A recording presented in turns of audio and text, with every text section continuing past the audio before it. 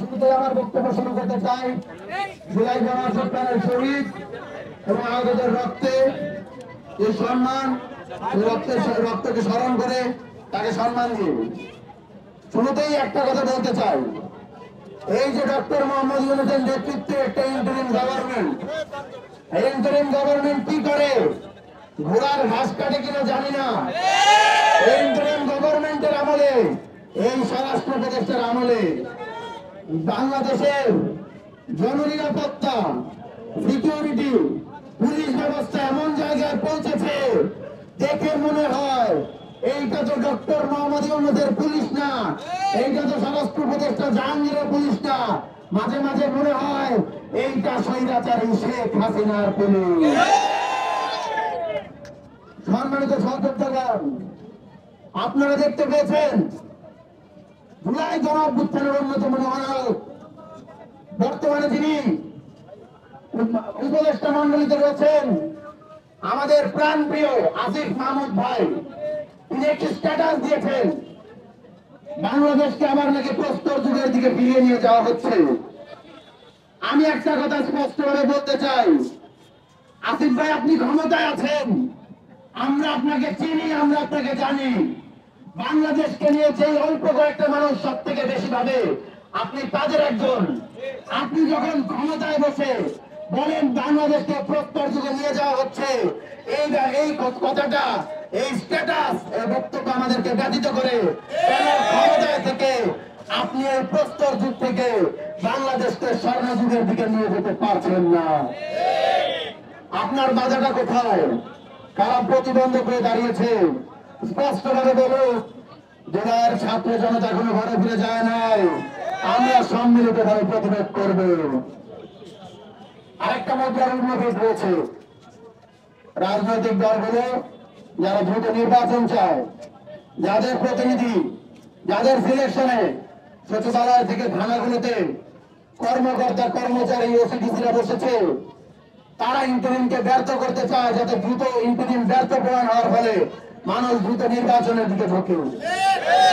আমরা একটা কথা স্পষ্টভাবে বলতে চাই, কোন প্রকার অসহযোগিতা নয়, সহযোগিতার মধ্য দিয়ে যেভাবে জুলাই হয়েছিল পারস্পরিক সাম্য, মানবিক মর্যাদা, ঐক্য, শ্রদ্ধাবোধ এবং সকলের কাজে কাঁধ মিলিয়ে পথ চলা, ইন্টারিম গভর্নমেন্টকে আপনারা সেইভাবে সহায়তা করবেন, সফল করবেন এবং এই ইন্টারিম গভর্নমেন্টের নেতৃত্বে বিচার সংস্কার পরবর্তী সময়ে একটা সুষ্ঠু নির্বাচন অনুষ্ঠানে সহায়তা করবেন। রাজনৈতিক দলগুলোর থেকে আমরা এই জিনিসটা আশা করি। সম্মানিত সহযোদ্ধাগণ, একটা কথা স্পষ্টভাবে বলে দিতে হয়, আজকে যে মানুষগুলো আমাদের সামনে ক্যামেরা হাতে দাঁড়িয়ে রয়েছেন, সাংবাদিক ভাইরা, এই ঘটনা তো ঘটেছিল আরো দুদিন, গতকাল ভিডিও ভাইরাল হয়েছে তার দুদিন আগে। আপনাদের কাছে কিন্তু সবগুলো ভিডিও করে ছিল, এভিডেন্স ছিল, অথচ মেইন স্ট্রিম মিডিয়া এই ভিডিওগুলো কিন্তু সামনে আনে না। আমরা দেখতে পেয়েছিলাম প্রেসিডেন্ট হাসিনার আমলে মিডিয়াগুলো হাসিনা কিভাবে কব্জা করে রেখেছিল। এখন তো মনে হচ্ছে হাসিনা গেছে, মিডিয়াগুলো হাসিনার কোল থেকে নেমে অন্য দলের কোলে সগোপনে আশ্রয় নিয়েছে, শেল্টার নিয়েছে, তাদের ম্যান্ডেট প্রচার করছে, তাদের এজেন্ডা প্রচার করছে। মিডিয়াকে বলবো, আপনাদেরকে বলা হয় রাষ্ট্রের পঞ্চম স্তম্ভ, স্বাধীন গণমাধ্যম একটি গণতান্ত্রিক রাষ্ট্র প্রতিষ্ঠার অন্যতম শর্ত। গণমাধ্যম যাতে স্বাধীনভাবে চলতে পারে, সেই জন্য ইন্টারিম গভর্নমেন্টের উপদেষ্টা রয়েছেন মাহফুজ আলম, তিনি ছাত্রদের ম্যান্ডেট নিয়ে উপদেষ্টা রয়েছেন। তাকে বলবো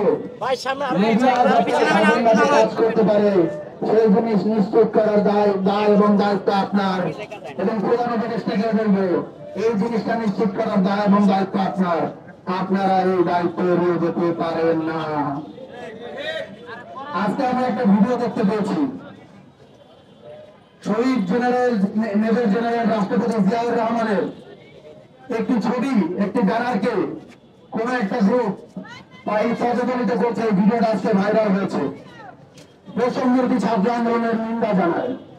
সেই সাথে বলতে চাই, এই ধরনের ঘটনা যেগুলো বাংলাদেশের যারা রাষ্ট্রনায়ক রয়েছেন, যারা স্বপ্নদ্রষ্টা রয়েছেন, তাদেরকে তাদের যে অধ্যায়, তাদের যে মহিমান্বিত অধ্যায়গুলোকে কলঙ্কিত করে, সেগুলোকে আপনারা করা থেকে বিরত থাকুন। এই মানুষগুলো সমালোচনা অবস্থায় রয়েছে, কোন মানুষই সমালোচনার দিকে নয়।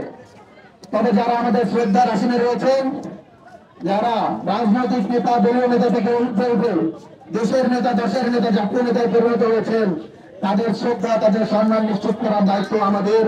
আমরা যাতে এই জিনিসটা নিশ্চিত করতে পারি। সবশেষে মাননীয় স্বরাষ্ট্র উপদেষ্টা জাহাঙ্গীর সাহেব, আমাদের মনে আছে সাখাওয়াত সাহেব একটা বক্তব্য দিয়েছিলেন আওয়ামী লীগের পক্ষে, যেটা শোনা গিয়েছিল, মনে হয়েছিল সফট আওয়ামী লীগের পক্ষে বার্তা গিয়েছে। সেই এক কথায় কিন্তু তাকে স্বরাষ্ট্র উপদেষ্টার আসন থেকে, গদি থেকে সরিয়ে দেওয়া হয়েছে, সরিয়ে যেতে বাধ্য করেছে ছাত্র জনতা। সুতরাং সাবধান।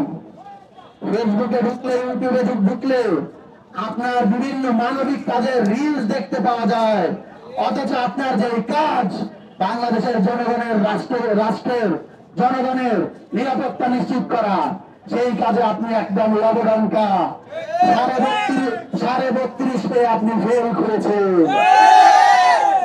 যদি পারেন তাহলে এক সপ্তাহের মাঝে আপনি দেখতে পেয়েছেন কারা চাঁদা উঠায়, আপনারা দেখেছেন কারা খুন করে, কারা ধর্ষণ করে, কারা গুম করে, কারা হামলা করে। তাদের অবিলম্বে এরকম একটি ঘটনা, যে ঘটনা সারা বাংলাদেশে বিবেককে নাড়িয়ে দিচ্ছে, এই ঘটনা ঘটার পরে তো 24 ঘন্টার 48 ঘন্টার আলটিমেটাম দিয়ে সারা বাংলাদেশের শুদ্ধি অভিযান, চিরুনি অভিযান পরিচালনার কথা ছিল।